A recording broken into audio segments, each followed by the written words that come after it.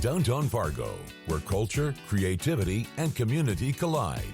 You've heard the headlines. Now hear what's really happening. Bringing the best of Broadway direct to you. The stories, the people, and the places that make downtown the heartbeat of our city. This is Rocky's Downtown Hour with Rocky Schneider. Happy Friday, everybody. This is Rocky Schneider. I'm Executive Director of the Downtown Community Partnership in downtown Fargo. We get brought to you every Friday here at 11 o'clock to talk about what's going on downtown. We try to bring in a couple guests to talk about what's new downtown or maybe what events are going on this weekend and kind of cover all the topics, the politics sometimes. If there's something going on in the news, we're happy to cover that as well.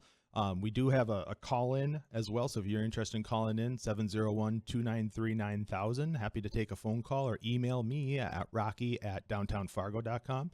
Always willing to take some comments. I know people write to me in between week shows here, so I'm only on once a week, so I try to take those in and then figure out what else people want to hear about. So if you want to hear about anything coming up, let me know. I'm hoping later on in the season here, I'm going to try to hit some history. We have some huge anniversaries coming up. The old Broadway turns 50, and so it's crazy to think they've been around for 50 years. The Fargo Theater is turning 100, and so that's pretty exciting. I know they're working on a fundraising campaign. They just need some upgrades there. And, you know, I think the thing about things like the Fargo Theater, you know, we've probably all been there, but I guarantee you more people go there and take pictures, and they don't benefit from that at all. But we do as a community, as a tourist entity. And so trying to figure out how we support those landmark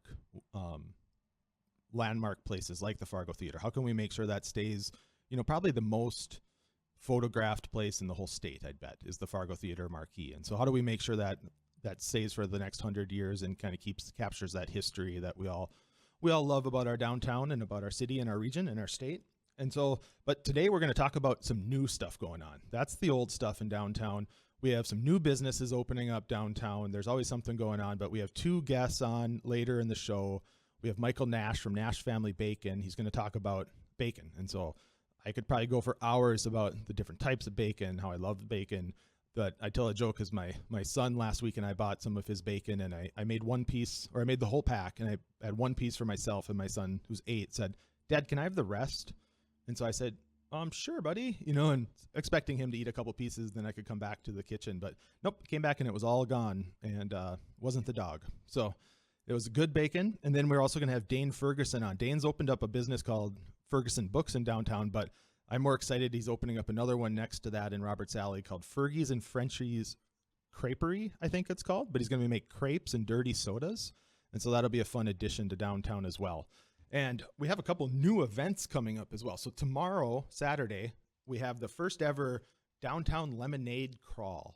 And so we have 22 or 24 businesses signed up in downtown, and they're going to be serving iced drinks. And so there's strawberry sorbet sippers. There's obviously lemonade at several of them, probably different types of lemonade.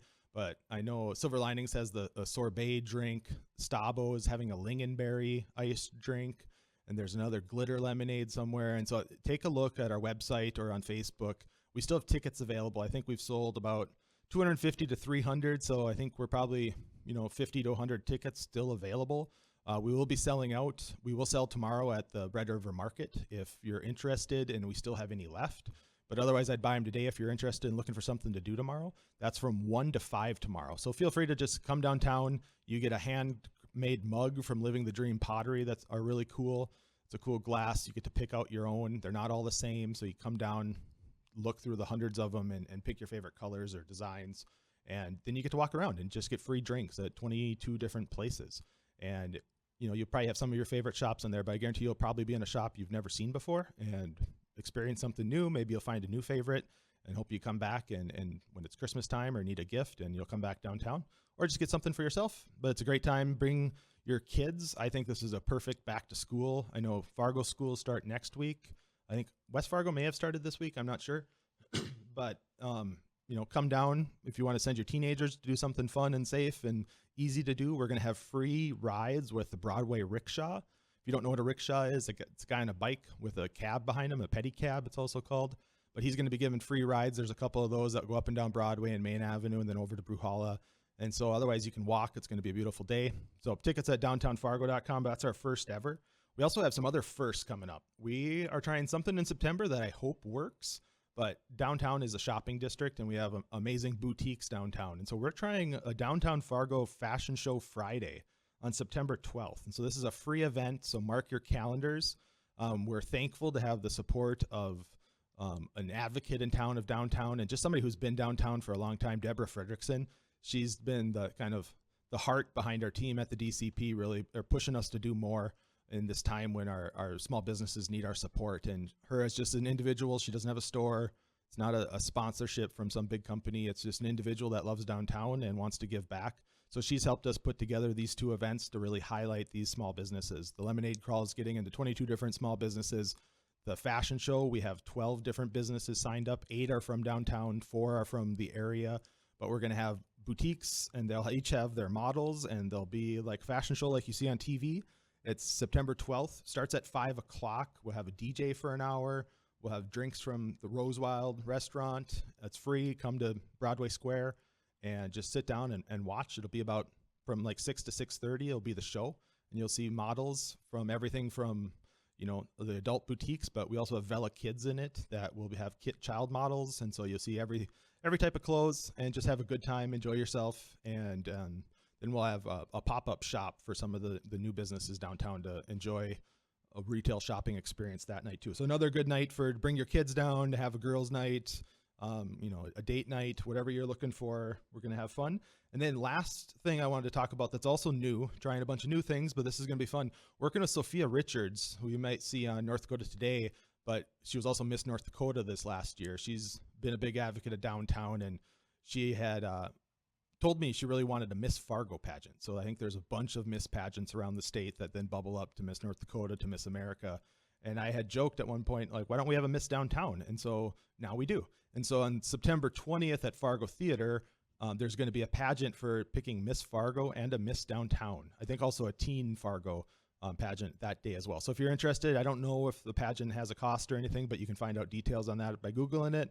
Or if you're interested in signing up, if you're a young lady and want to be Miss Downtown, we'd love to have you in the pageant and get to represent downtown for the next year. And never know, you might become Miss America. That would be amazing for our downtown to have somebody bubble up. And Sophia's been a good advocate, and I think we can see where that has taken her to do great things. So we're excited. And when we come back, we're going to have Michael Nash with Nash Family Bacon. So we get to talk all things bacon. Welcome back to Rocky's Downtown Hour. Hope everyone's having a great Friday. We're having a great Friday because today we get to talk about bacon and downtown Fargo. Not my 2 favorite subjects, but maybe in the top 5 for sure. We got to add bacon in there somewhere. So Michael Nash, founder of Nash Family Bacon. Welcome. Thank you. Thanks for having me on. Pull that microphone right up in there. Sure. All right, there you go. I met a few months ago, and you handed me a card that said bacon on it, and I was really intrigued.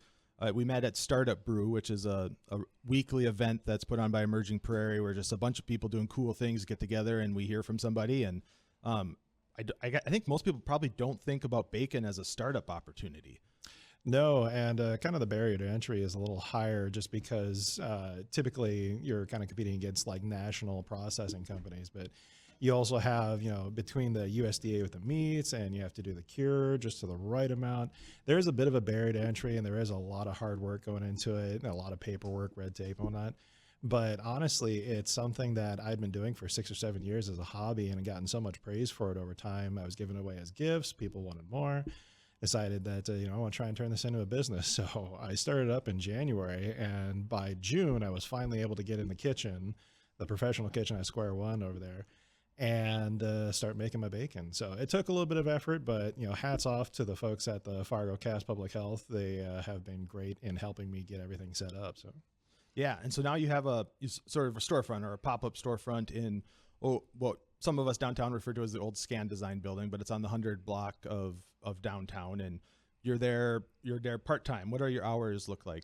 Well, so right now we're only open Fridays and Saturdays from 10 a.m. to 4 p.m. Just purely because the rest of the week I'm pretty much making bacon or handling the admin part of, the company. So for a lot of people, it's a really good option to either place their orders online and then they can come by and pick it up at their leisure on Friday or Saturday. Or, we get a lot of foot traffic on Saturday. People are just going around downtown and they're like, oh, I put my little sign out front that has the word bacon in big bold letters and like, oh, tell me more. So it's been good. I would like to have more hours as we grow, and I can bring, people on to help out with that. So what do people expect when they come in there? I know I've been in there. You have a couple types of bacon, but what are you selling? Well, really, the big difference between my bacon and the rest is there's two main things. One, I cut my bacon 4 times thicker than what you can find in stores on average. I cut it 1/4 of an inch thick versus the industry standard about 1/16.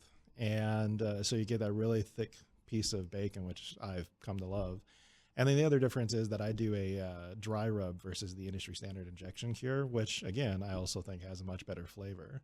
So between those 2 points, the fact that it's locally made here in Fargo, locally processed, those are really just kind of the key sell points. And a lot of people I've had, will take a pound home with them. And just like, for example, you and your son, they'll come back and be like, you know what, we loved it. I'm going to buy a couple more pounds, because between it being vacuum sealed, cured, and frozen, it pretty much has an almost indefinite freezer life. So that's interesting. Yeah, it's probably a ton of. What's your recommended way of making it? Well, I personally like to do it pan fry, just because I like to start with a cold pan, render out some of the fat a bit, and then really the big reason why I made this bacon is because I want that perfect bite. Nice crispy outside, chewy inside. And I can only really find that I achieve that with the pan fry. Now you can bake it. If you like it a little crispier, you can bake it. And actually, I'm going to be coming out with a YouTube video for our channel that basically talks about all the different ways that you can make bacon. I've had people ask me, can you microwave it? And I'm like, you can certainly try. I never have, but if you want to, let me know how that goes. So yeah, I had a friend that microwave bacon growing up. I always kind of made fun of him, but I've done it as an adult now, and kids need something quick, and microwave's nice for those things. But so you mentioned YouTube. Where do they find your information? What's your website and YouTube channel? And well, so for Ben, you can really start at our main website, nashfamilybacon.com. And all of our social links are down at the bottom, but we're on Facebook, Instagram, TikTok. We've got our YouTube channel. I mean, heck, you find us on LinkedIn too. Yeah. So nashfamilybacon.com. That's NASH, Nash. Yep. Familybacon.com. Yeah. How I made it, I put it in I chopped it up into squares, and I put it in the slow cooker with a can of root beer for a couple hours, and then I air fried it afterwards. So you kind of, same thing, you render it out with a little sweetness, and then it, you got to get that crispy outside. So, oh yeah, that's also one of my favorite ways to make pulled pork. Just some root beer or something in there. Oh, it's so good. Yeah, that's good. Okay, so why downtown? This could be a lot of places. Well, to be honest with you, as someone brand new to the market and trying to figure out the best way to get set up, I mean, it was just kind of my own investment money put into the company, and wasn't really able to, pick of the litter as far as where to set up a physical shop. I could make the bacon, and I had plenty of it to go, but I needed a place. And so I reached out to anybody and everybody and was like, hey, I need a physical location. Where can I go? I asked different companies if I could set up in their parking lot with a canopy.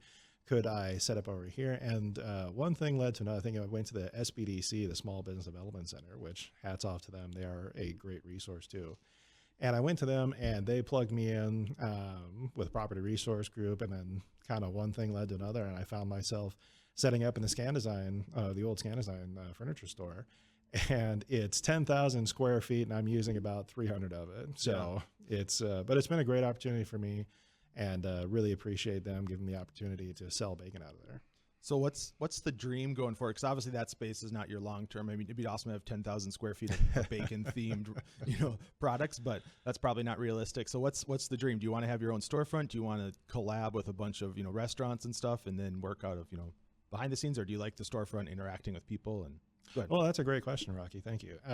For my goal for this is kind of in 3 phases right now, where I want to get my own kitchen set up, kind of like in the industrial side or somewhere kind of off the main attention. And then I want to have smaller storefronts, one setting up on Broadway, then maybe open up one in South Fargo, maybe open up one in West Fargo, Grand Forks, and just kind of open up these smaller shops where I can deliver bacon to and sell them out of.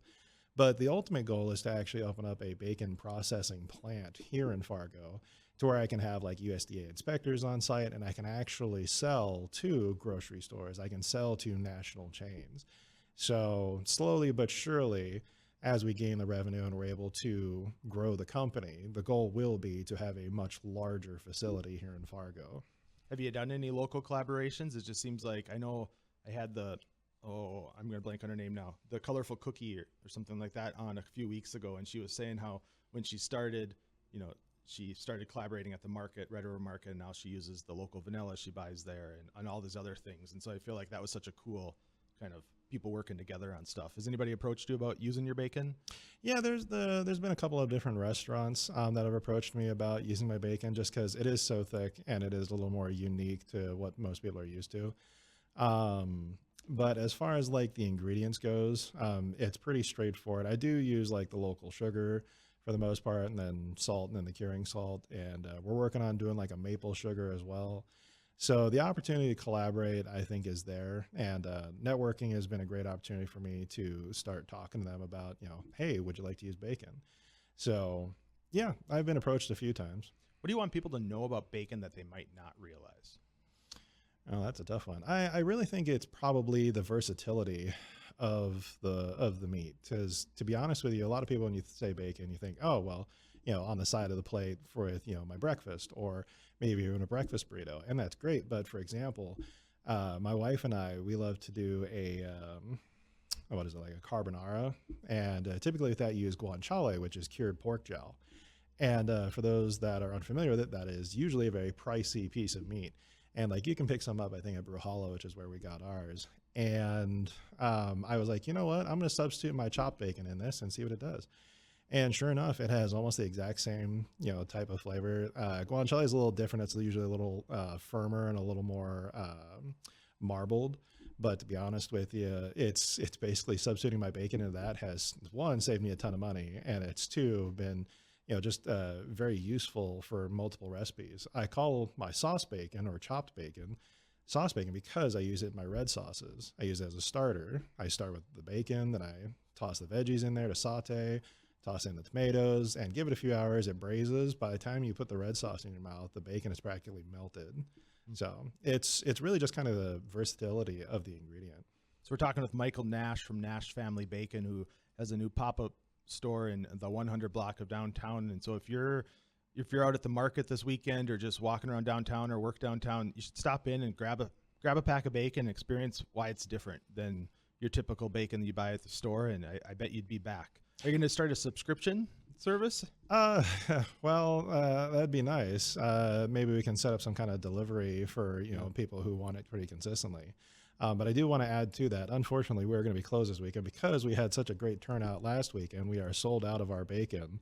And I did not anticipate having that much sale go out the door. So I will be better about it in the future and have bacon curing every week. So catch me next week at next Friday. Or you can go to nashfamilybacon.com and order ahead of time. Yeah, absolutely. I think that's probably one of the easier ways because I will pull your order aside and, have it ready for you versus walking in the door and buying the bacon. Well, we're excited to have you downtown. If anybody's walking on Broadway, which is the busiest outdoor path in the state of North Dakota, so we definitely get a lot of foot traffic there. You'll see the bacon sign outside the white building there on the 100 block. It was fun. I walked by and you see the sign and you're like, I got to stop back in there. Yeah, it really is a product. You just kind of put the word bacon in front of people and it kind of captures their attention immediately. So this product sells itself. At this point, it's just a matter of, letting the people know that it's here. So you don't do samples right now? Well, I've done samples once and it worked out. The problem is that I'm kind of a one-man band right now. So between making the samples and selling the bacon and, taking their card information and whatnot, it's just when I can bring on one or two more people, maybe I'll start doing some samples at different events. But most people are more than happy to, because the price that we sell our bacon at by the pound is about the exact same as what you'd pay in the grocery store. So most people are more than happy to be like, you know what, I'll try your bacon this time. And so sampling, it's neither here nor there. It works pretty well. But like, for example, we're coming out with a maple bacon next month. And so maybe I'll be doing some samples of that. And then we're going to do like a brown sugar spice and a hatch chili, kind of cover our bases with sweet and spicy. Maple bacon sounds good. I'll be first in line for the sample, but I'll be first in line to buy a pack too. Good. Well, thank you, Michael. I appreciate you being on NashFamilyBacon.com or on the 100 block of Broadway downtown. Check it out. And thanks for bringing it to downtown Fargo. It's a fun addition. Absolutely. Thanks, Rocky. Next up, we're going to have Dane Ferguson, another local business owner who has a new shop opening up. Happy Friday, everybody. Welcome back. This is Rocky Schneider with Rocky's Downtowner. I'm joined now with Dane Ferguson. Dane owns a couple businesses downtown, and we're excited to talk about the new one today especially. Dane, welcome aboard. Thanks for having me, Rocky. Appreciate it. Yeah, so you got some exciting news coming up. Yeah, so our soft opening is scheduled next Thursday in Roberts Alley of Fergie's and Frenchie's Creperie. A creperie. So what for high level? What is a creperie? Creperie is a place where it's like a mini cafe where you get sweet and savory crepes, and in this case, it's French crepes. So I love crepes, and so maybe if somebody hasn't had a crepe before, they look at it, kind of looks like lefse or maybe even a Swedish pancake if they're used to that around here. But so what is a crepe? Yeah, it's a great question. So it's literally a thin pancake that retains a little bit of moisture, and with that, you can almost put anything on it, and which is kind of great because we can create a lot of in-house different recipes and different creations, and we've got some fun ones we're going to be unleashing as we go forward through the fall. But we'll have a core menu that we're going to be unleashing here for the soft opening. So I'm curious on the menu because I love like a Nutella crepe. That's kind of one of the classics. Are you having interesting names? Are you naming them after things, or are you just going straight like ingredient names? It's pretty much ingredient listing, but we'll have English and French pronunciations on our menus. Now, we're not going to be French experts here at Ferguson or at Fergie's and Frenchie's, but if you order it, I think we can come up with the right crepe for you. So that's good. So it's not like a Subway where you got to pick all your own ingredients. You'll help people out. Correct. Yeah. One thing you learn in business is the analysis paralysis. Like we're not the Cheesecake Factory where you got to open up a book and find what's going to happen. We've got the menu really simplified. We're going to try to do the 4 sweet, 4 savory core menu items and do them well. And then we'll have some rotating seasonals on there as well. One in which we'll be looking forward to is the chicken taco crepe with the in-house jerk sauce. One getting closer to Thanksgiving will be a cranberry turkey crepe. So there's a lot of fun ones down the pike. Yeah, no, I love that. I love another lunch options. Always nice.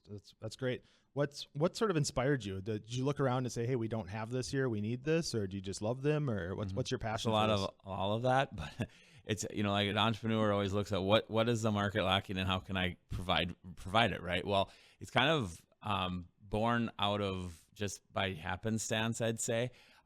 When I was looking in our Grand Forks store, for those that don't know, Ferguson Books was in Grand Forks for about 14 years before we sold off to our longtime managers up there. But we had a space big enough to have some sort of a cafe or coffee shop, and I wanted something unique. Well, I had opened up the Chamber newsletter about 7 years ago, give or take, and I saw this young man from Paris that had gotten a runner-up prize for the Shark Tank competition. And he was a Parisian French gentleman going to University of North Dakota. And I said, "Hey, I got this space. It's a blank canvas. Do you want to come in? Let's work together." And so for many years we did. We worked together doing this. And I fell in love with the French culture, the French, the crepe. And I traveled to Paris to learn how to make crepes, like all the things in between. But it was just kind of one of those things. I asked him to come on board. We worked together and kind of fell in love with the process. That's fun. So you're also doing dirty sodas. So that is correct. It's funny when you call something dirty that you're serving for food type thing, but what's a dirty soda? Dirty and not hard, right? Yeah. That's the other thing. Well, there's a lot of things that we're excited about with the dirty soda, but first and foremost is just the flavors and how this movement, if you will, across the country has just really exploded. A lot of people are looking for non-alcoholic options to get drinks, to socialize, to experience something not with alcohol in it. And dirty sodas has been kind of a phenomenon over the last decade or so, but the last few years especially. You see some shops, some franchises moving in, some franchises starting up. And I said, we got to take advantage of this. And I wanted to look for something that was unique as far as beverages were concerned, because, I don't want to infringe on all these amazing coffee shops that we have downtown. I wanted to figure out something different, and this is kind of what we come up with. And so we're really excited about it.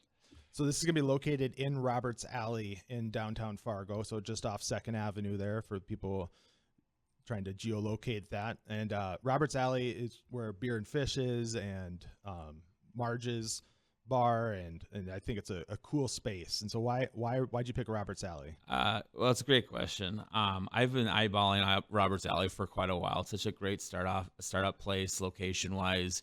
It wouldn't have involved a huge build-out operation, things like that. I'm a bootstrap type of entrepreneur. We try to do everything with really shoestring budgets, and this was just an opportunity that kind of fell into our lap. The original lessee of that spot, they moved on to a different business. They had this space. They had bought a lot of the fixtures for that space, and so we worked out a deal where I could jump in there and go head first. But Roberts Alley is intriguing to me before. Like even last summer, we had done an event downtown. I'm like, geez, this is such an awesome space.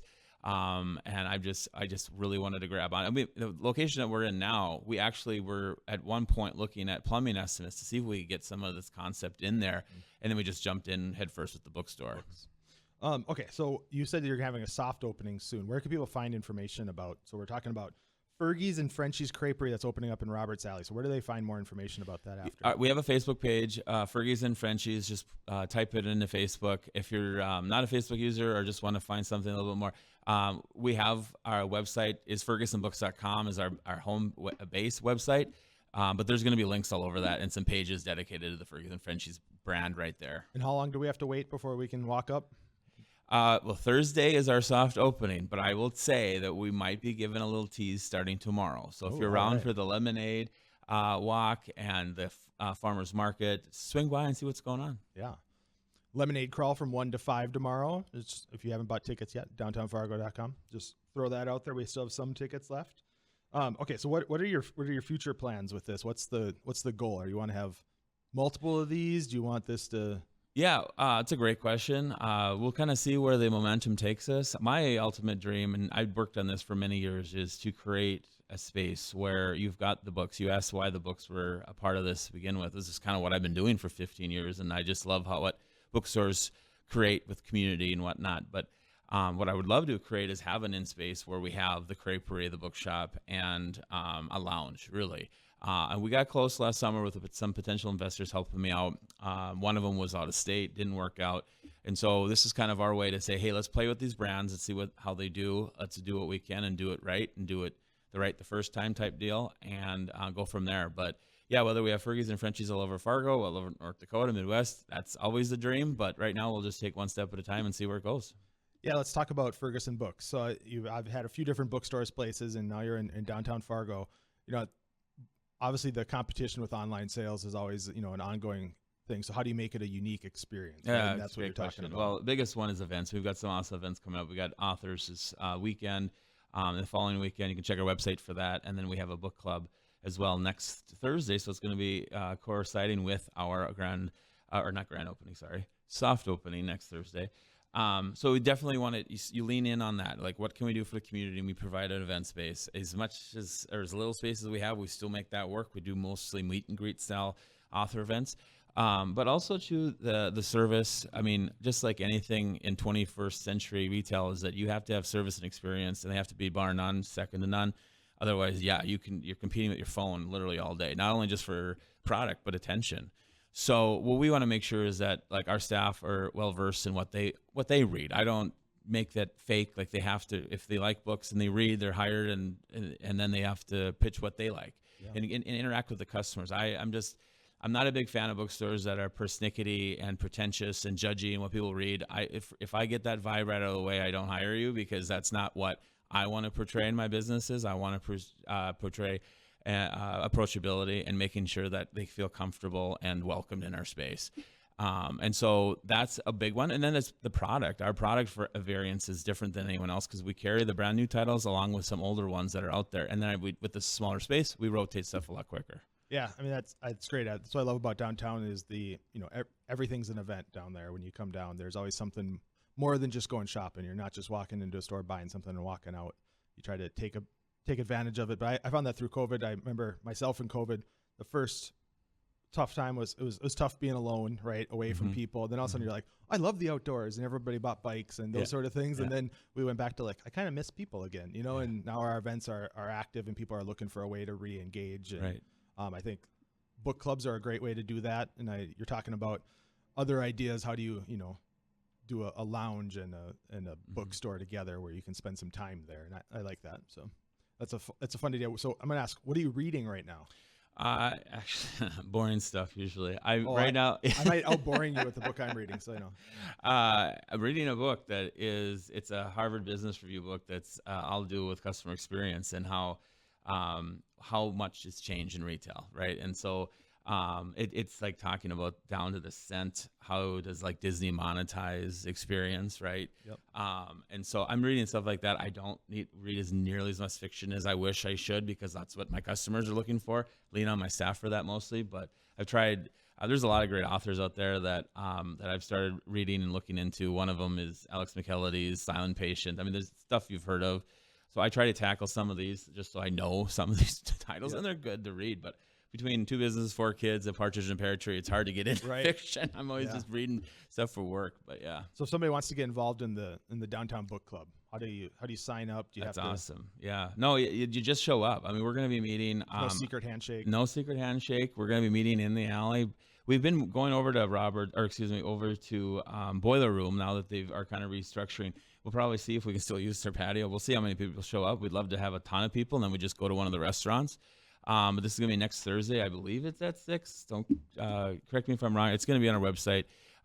We're reading Dream Hotel right now for that.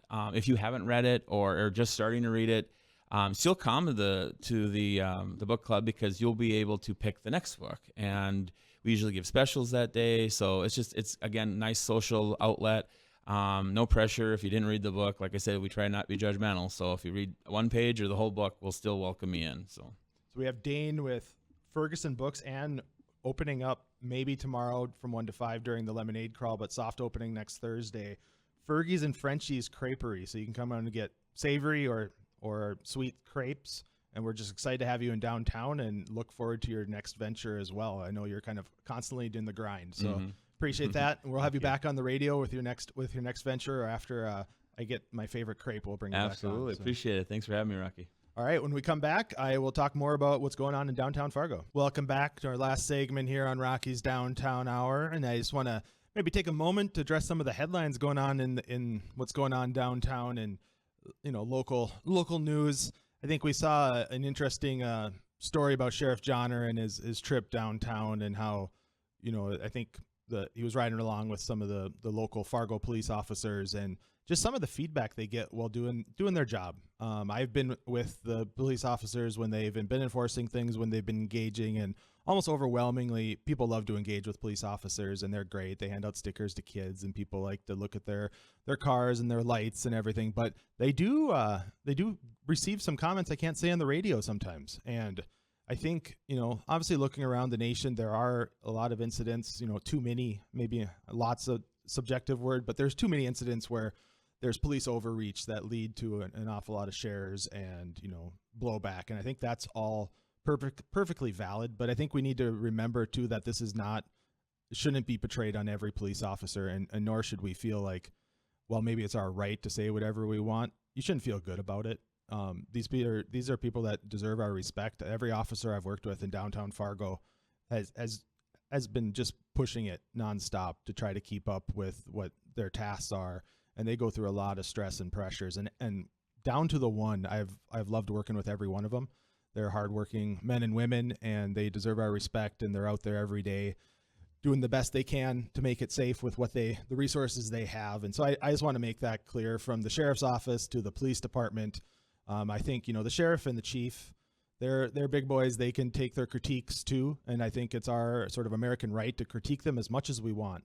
But I don't think you need to yell things or yell profanities at the police on the beat walking, around trying to enforce the laws that we've all, voted on and passed in some form or other. And so that's, I think we like to lean in as Americans sometimes as, it's our right to critique our government, and that's what makes us unique here. We all have freedom of speech. We can say what we want. It's what makes the country great. So, we're talking with Dane Ferguson about books. The book I'm reading right now is a biography of John Hancock, which was kind of an obscure figure, but everyone knows his name because he's got the big signature on the Declaration of Independence. And so I think, reading that, what we're missing is they all critique the government. All the founding fathers did, but they also had such pride in their communities. And sometimes we lack that here. I think in Fargo and North Dakota especially, we're the type that don't mind critiquing each other or our government officials. But then on the other side, which we usually say is a good thing, we're very humble. We don't brag. We don't spread the joy like we should. We don't compliment others as much as we should. But I think we need to balance things out a little bit. There's a lot of news right now critiquing our leaders, critiquing, right down to the street officers. I'm trying to use my platform here to at least spread the joy too. These officers are amazing. I saw them during the street fair, engage with people, get off their trikes, out of their cars, walking around, talking, laughing with people, helping people out when they need it. And I think that is the part that doesn't get doesn't get the shares on Facebook, right? But if you watch them every day, they're doing every day, and they got to go home to their families too, and want to give them all the respect that they deserve. It doesn't excuse some of the, overreach at times. It doesn't excuse when, the chief or anybody else does something you don't like. There's means to critique those things. Don't belittle yourself or your community. We should all rise above that. We should celebrate that. So I know they get probably way more thank yous than they get critiques from when I've walked with them too. But those critiques hurt. I think we've all been in that role sometime where someone says something to you and it sticks with you. And so it's tough, but I just want to spend a moment talking about that, because we need to spread more pride and joy in our community. I think we like to make fun of ourselves a lot, which is great. The humility is a trait that is something that should be desired in people. But we also need to tell people that things are pretty good here. I get the question about downtown safety a lot and the news headlines. And yeah, there's pressures downtown. We're a growing community. But we also have record-breaking attendance at events, and people love to come downtown. The market's packed every day, every Saturday. The Pride Parade was packed. Street Fair was packed. Our coffee and cocoa, or our lemonade crawl tomorrow, is going to be sold out. And so I think people need to go above the headlines or beyond the headlines and come check it out. We invite you to come downtown any time of day. I was just sent a video of Broadway Square right now because there's a bunch of teenagers that are not yet back at school playing, catch football there. Well, another group of younger kids building with blue blocks, and another group of kids just running through the splash pad, all free. Their parents are sitting around watching them. Just couldn't be more happy, family friendly. You want to call it American, just having a good time with summer. It's sort of what you want. Everybody's just intermingled and having a good time. And that's because of what the police are doing out there. They are enforcing it. We've had some bad behaviors downtown at times, and they stay on top of it. We help them stay on top of it. And we also need to stop making it easier for those bad behaviors to exist. I think a lot of times, because of the headlines, because of the shares on Facebook, people know they can get a rise out of people. And so sometimes it's just their way of having fun is to, yell or cause a scene, and they know they're going to get some press, or they know they will get a rise out of people, and don't give them that satisfaction. Don't make it easy to be a jerk when you're downtown. If you're on a bench or walking around or, harassing people or whatever it is, don't give into that. Spread joy, spread compliments, and tell people how great it is here. Because I think that's the only way we're going to make it better here, is if we're the ones doing it. We can't wait for somebody else to be that leader. So I just want everybody to spread joy and spend a minute just telling you about the great stuff we have going on downtown. It's going to be an amazing day tomorrow. Fergie's and Frenchie's is going to have their soft opening tomorrow during the lemonade crawl from 1 to 5. Buy a ticket, downtownfargo.com. You get a handmade mug, 22 businesses serving iced drinks. These are our neighbors that have these businesses. Come support them. Buy something for yourself. Buy something for somebody else. I guarantee you'll have a great time. It's going to be beautiful weather. Let's enjoy the last days of summer here, because we all know a long winter changes things for us. And so hopefully everybody has a great weekend. Hope to see you downtown Fargo, if not tomorrow, coming up here anytime soon in September for our great events. Check it out at downtownfargo.com. Thanks, everybody. Take care.